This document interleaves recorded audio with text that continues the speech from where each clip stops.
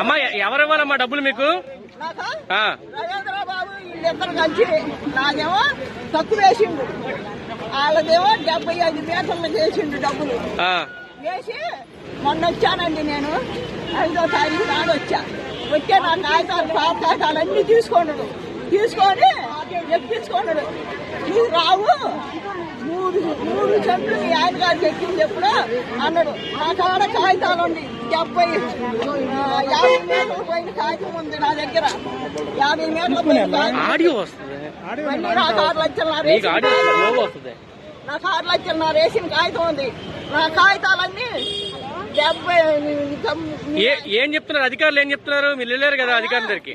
నీకు అసలు లేదు, నీకు అసలు రావు. వాళ్ళిద్దరు కలిసి రవీంద్రను ఈ అబ్బాయి కలిసి నన్ను నెట్టారు. మాది ఇంకో చెయ్యి ఎరిగింది, ఈ చెయ్యరు కొట్టారు నా కొలతకు వచ్చి.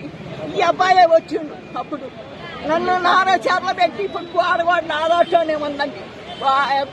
నా దాంట్లో కాటా తిరగట్లేదని ఆ తలం కూడా నా దాంట్లోనే ఉంది. నా తలంలో పెట్టిండు. ఎక్కడ మీ స్థలం ఎక్కడ ఉంది? ఎక్కడ ఇవే పక్కన అనాసాగరంలో వీళ్ళిద్దరు కలిసి జామినింగ్ చేసి నన్ను కొడుతున్నారు. నా దాంట్లో తలం కూడా కాటా పెట్టిండు.